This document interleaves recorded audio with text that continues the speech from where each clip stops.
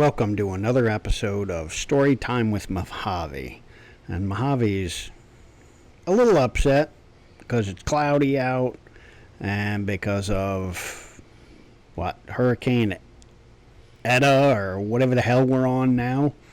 But we're going to tell some more stories about interarms here. And I don't know if Mojave will care, but here we go. This is Richard Hoffman and with BWE Firearms, and welcome back to another episode of Storytime with Mojave. We've already seen Mojave, and it's kind of gloomy and would like the sun to come out. I'm sick of this gloomy weather. We're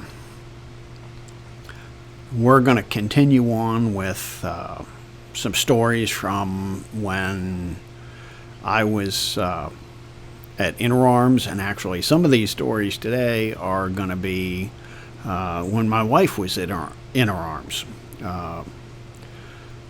I started there, and then a couple of weeks later they needed some help doing catalogs, I think, and my wife needed a job, and she was looking for one, and they asked me if she had found one, and I said no, she can come in to do it. And it turned out into a full-time gig for her. She wound up working in the parts department and then moved up to the accounting department working with the CFO of interarms, and she handled all the checks. So that was kind of nice. And then when she had our daughter, she ended up staying home and taking care of the kids, and she's been doing that ever since. And since I opened BWE Lab 2003, she's been helping me with that. But when she moved from the parts department at interarms upstairs into the accounting department, they had to clear out an office for her. And this was back in the day when computers were not a thing. Half you guys won't remember green screen computers. The ones who do will know exactly what the hell I'm talking about. They were damn near useless as tits on a bull. So we had the file cabinets that the whole face opened up, and there was file folders in there full of computer paper in these hanging folders. And that was all the accounting and, bills and all kinds of computer printouts from that stuff. Well, they had to move that stuff and clear out this office and move that stuff into her office. And it was Art Pierce, who was the head of the warehouse, and I believe it was Dean Conrad, who was one of the gunsmiths at interarms. Went up, I think it was in the evening. Mickey was working late, so I ended up just staying in the shop and working late. Dean and Art went up to move that stuff. They had been working on it most of the day. And I went up to see how Mickey was doing. And we walked out by where they had these hanging folders. And Art and Dean had them pulled out of the file cabinets, kind of half strewn all over the floor. And Mickey looks at them and says, "You are keeping all those file folders in order, aren't you?" And all the executives and half the people at interarms were terrified of Mickey. And they were like, did they need to be in order? Yeah, they did. Oh, shit. So they went through and finished moving everything and did the best they could. Mickey and I went through and straightened them all up. I thought that was kind of a funny thing. Just the expression on their faces when she's like, "You're keeping those in order, aren't you?" What other good things happened? Oh, little short funny thing. The legal counsel for interarms. He worked there full time, Mike Parker. Mickey worked with him a little bit, but, basically just to pay other lawyers and, I need this check cut or that check cut. And the one day we went and Mickey and I went to go down the back stairway, which was a narrow stairway. And we get to the top of the stairs. And Mike Parker is coming up the stairs about halfway up. And Mickey looks at me and she said, "Okay, stand back. Let Mr. Parker come up the stairs, since he's already on the stairs." And I looked at her and I said, "Screw that. We'll just push his ass down the stairs." I thought she was going to die. She's like, "You can't say that to a vice president." And he looked at me, got a big old smile on his face, and he said, "Yeah, you probably would, you bastard." And started laughing, and Mickey was just beside herself. She's like, "I can't believe you said that to him."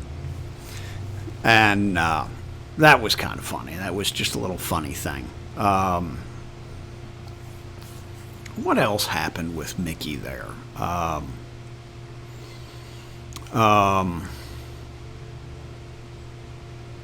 A lot of times for lunch, especially in the summertime, because the gun shop was not air conditioned. It was hot as shit back there. An old stone building in Virginia, that thing would heat up and it'd get nasty down in that gun shop in the summer. So a lot of times I'd go up and eat lunch in her office. We'd go and get something or bring something with us from home, and we'd just eat in her office.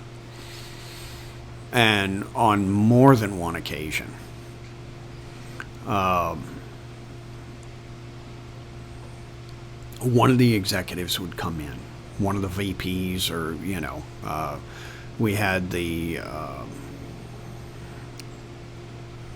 CFO would come in, or the VP in charge of import-export come in, and needing to talk to Mickey about this bill or that bill, or what checks have been written and what's in the account, and and here I'm a gunsmith. I'm not supposed to be hearing this shit. And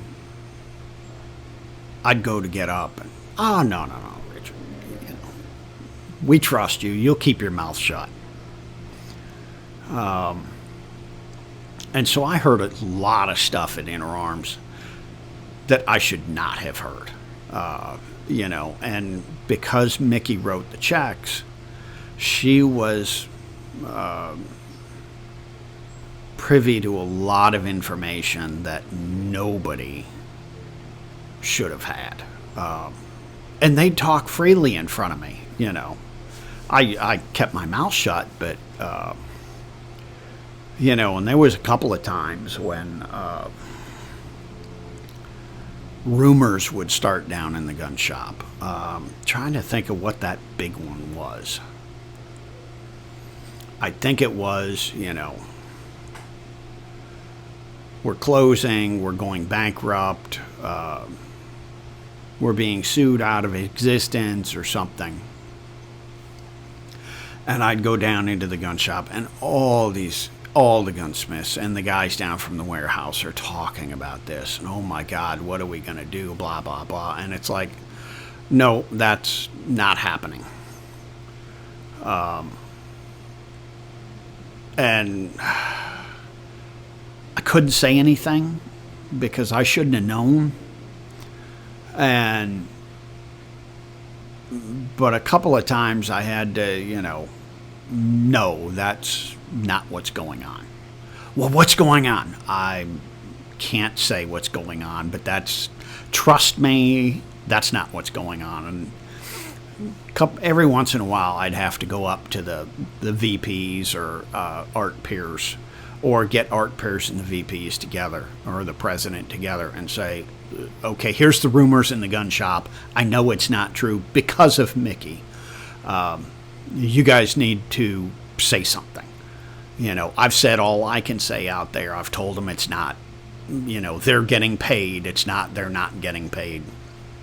I have not told them that there's no money in the accounts. We just need to shuffle money around until we get the money in the accounts. But, and they, okay, thank you. And they've gone and straightened things out, said what they can say. But that was always interesting, knowing what was going on at interarms more than, sometimes I knew more than the executives knew, because Mickey was in charge of the checkbooks, which was always funny. What else? I guess that's about it for right now. We'll see on the next episode of Storytime with Mojave, or hopefully I'll get some other gun videos done. You have a nice day, and we'll catch you on the flip side.